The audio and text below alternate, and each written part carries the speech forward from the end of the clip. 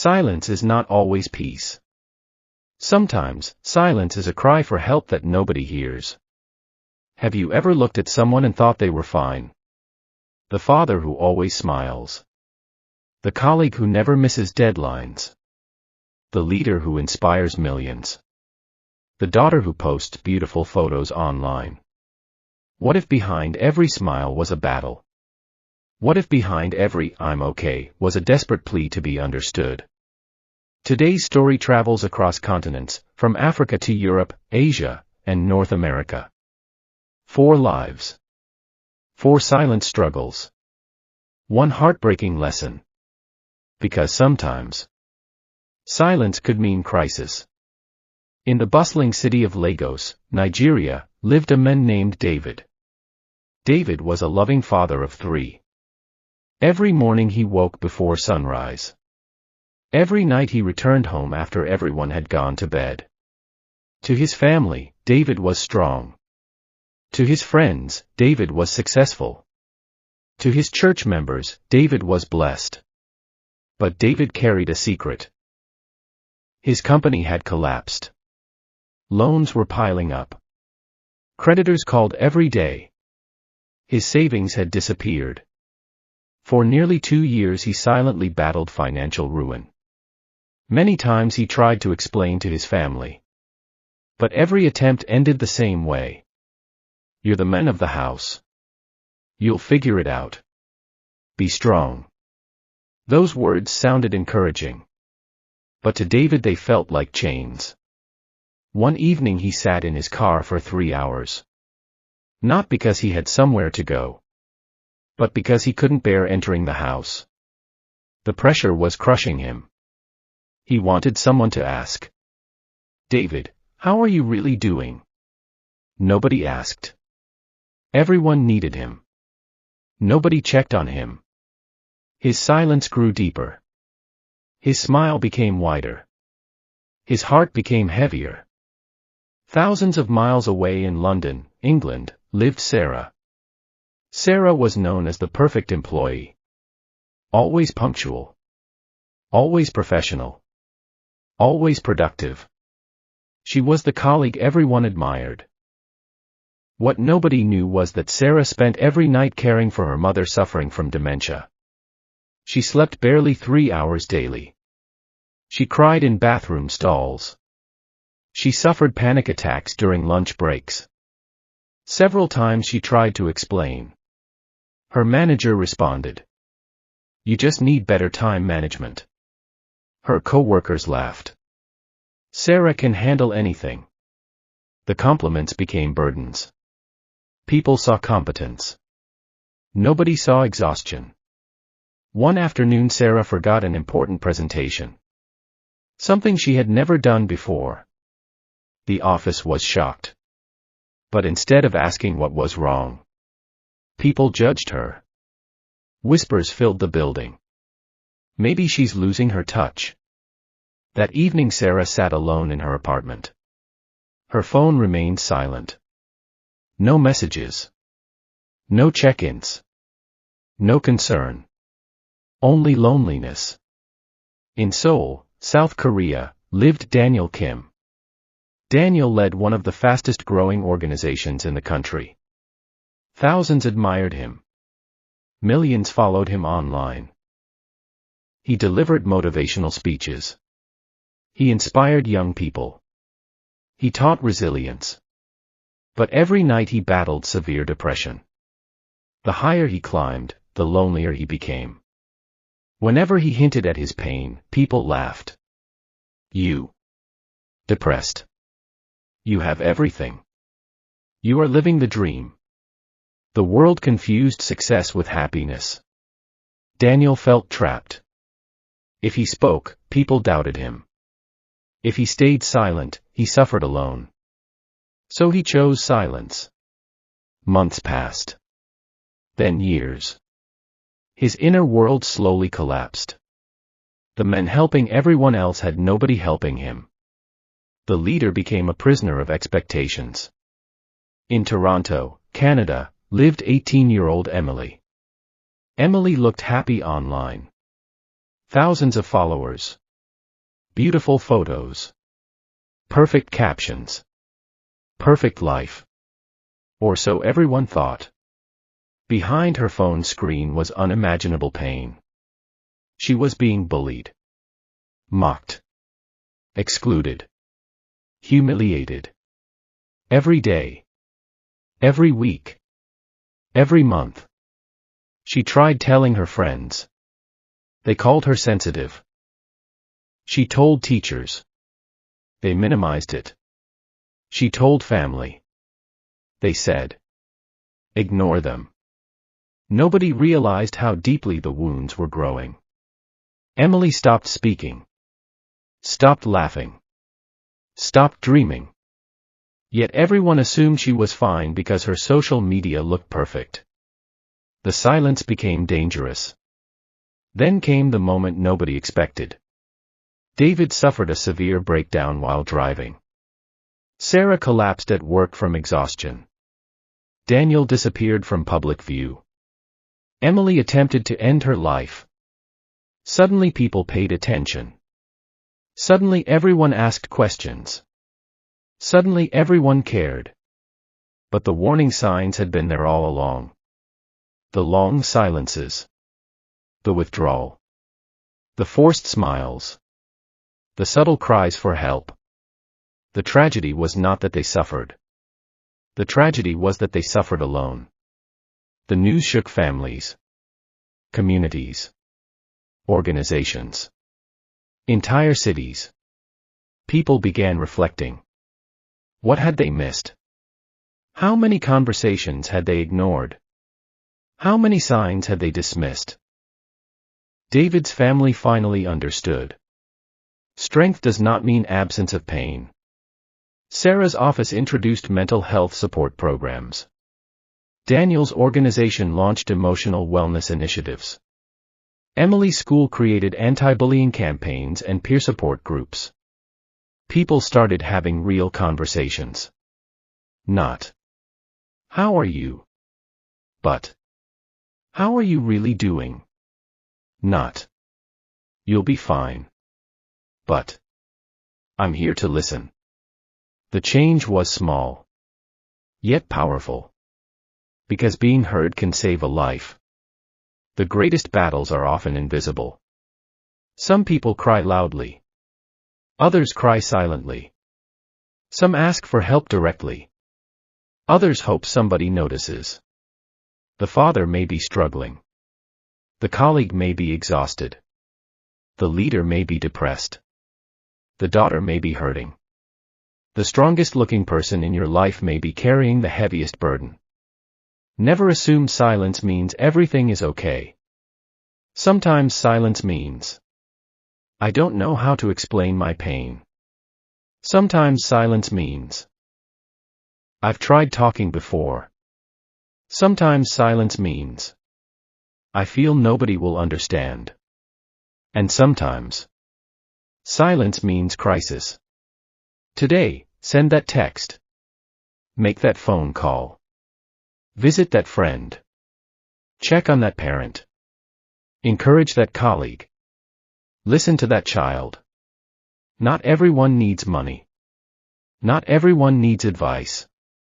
Sometimes people simply need to know somebody cares. Because one sincere conversation can change a life. One moment of compassion can prevent a tragedy. One act of kindness can restore hope. And remember, the people who smile the most are sometimes fighting the hardest battles. Check on your friends. Check on your family. Check on your colleagues. Check on your leaders. Because silence could mean crisis. The father who could never be weak.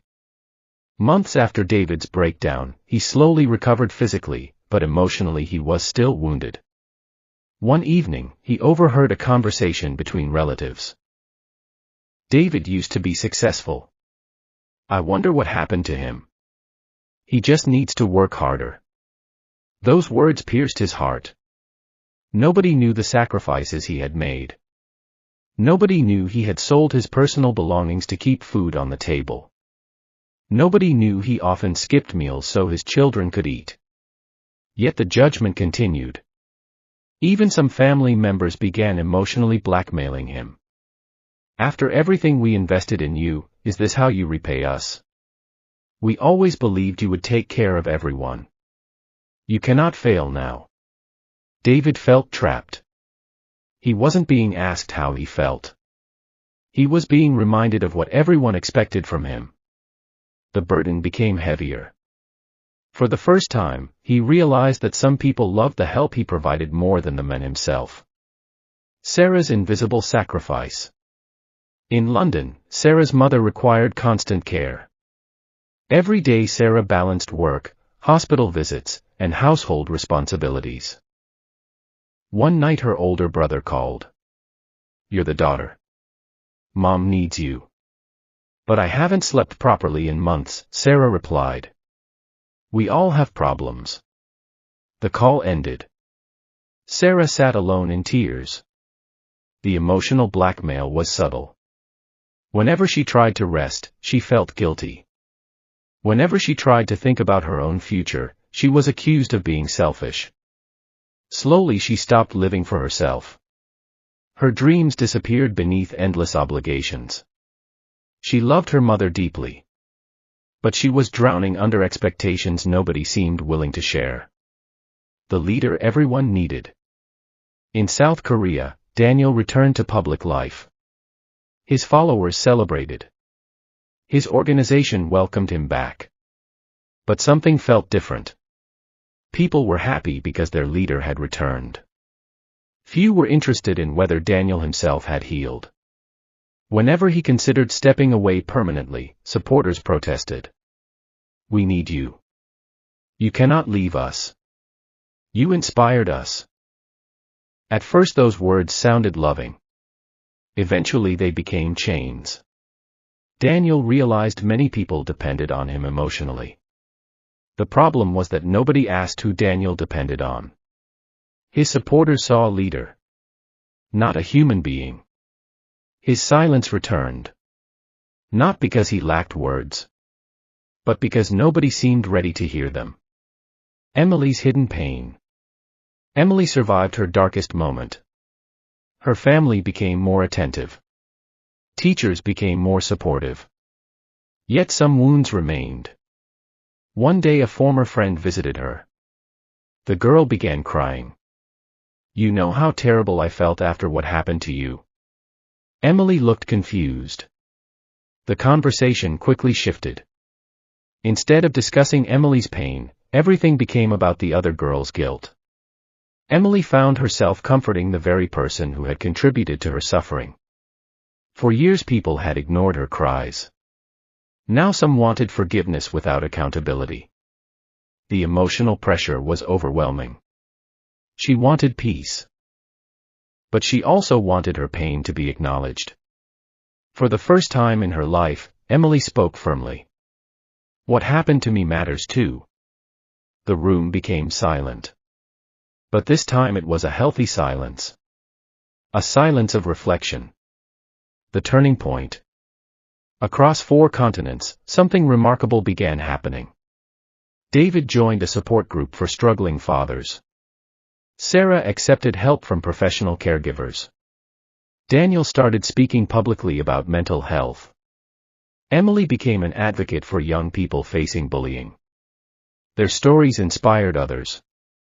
People who had remained silent for years finally began sharing their struggles. The message spread. Strong people need support too. Leaders need encouragement too. Parents need listening ears too. Children need understanding too. The conversation that saved lives. A year later, communities organized campaigns called "Check Before It's Too Late." People were encouraged to go beyond casual greetings. Instead of saying, "How are you?" they asked, "What's been weighing on your heart lately?" Instead of offering immediate advice, they learned to listen. Instead of judging tears, they welcomed vulnerability. Lives began changing. Not because problems disappeared, but because people stopped carrying them alone. Many people are not asking for miracles. Many people are not asking for money. Many people are not asking for solutions. They simply want someone to notice. Someone to listen. Someone to care. Before criticizing someone's silence, ask what pain might be hiding behind it. Before demanding more from someone, ask whether they are already carrying too much. And before assuming a person is okay because they smile, look closer. Listen deeper. Reach out sooner. Because sometimes the most dangerous words are not spoken. They are the words trapped inside a heart that believes nobody will understand. And that is why silence could mean crisis. Check on your friends before their silence becomes a tragedy. The questions we never asked. 5 years later. 5 years passed. The lives of David, Sarah, Daniel, and Emily had changed. Not because life became perfect, but because they learned that healing begins when someone finally listens. David rebuilt his finances slowly. Sarah found balance between caring for others and caring for herself. Daniel became one of the strongest advocates for emotional wellness among leaders. Emily graduated and began helping young people who felt invisible. Their scars remained. But their scars became testimonies. Yet every one of them carried the same painful question. What if someone had listened sooner? What if someone had noticed David's exhaustion? What if Sarah's co-workers had seen beyond her performance? What if Daniel's followers had remembered he was human? What if Emily's cries had been taken seriously the first time?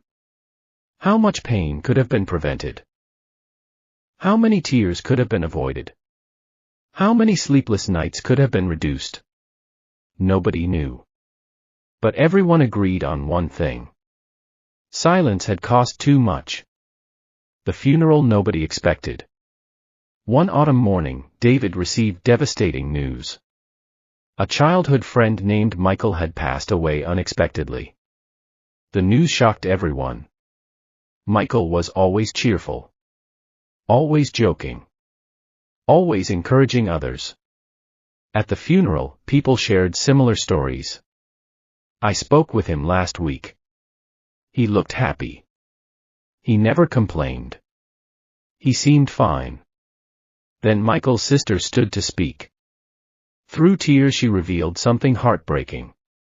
Michael had been battling loneliness and emotional pain for years. He had reached out several times. People dismissed his concerns. Others told him to pray harder. Some changed the subject. A few even laughed.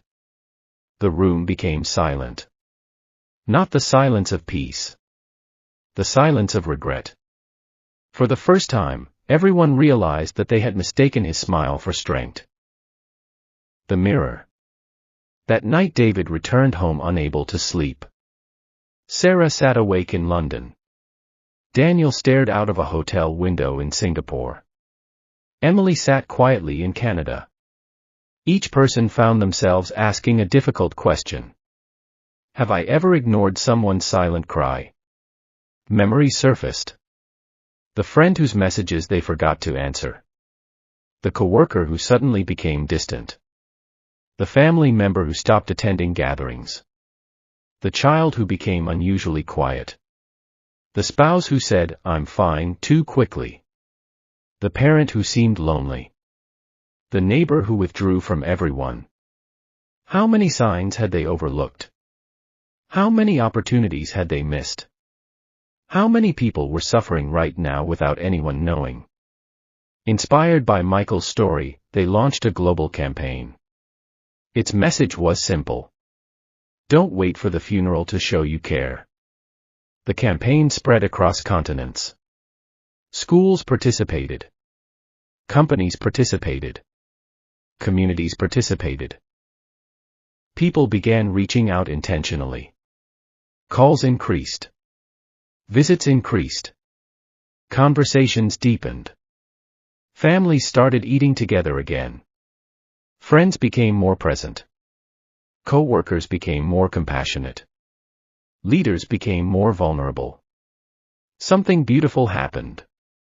People stopped pretending everything was okay. And because of that honesty, countless lives were strengthened. Your personal evaluation.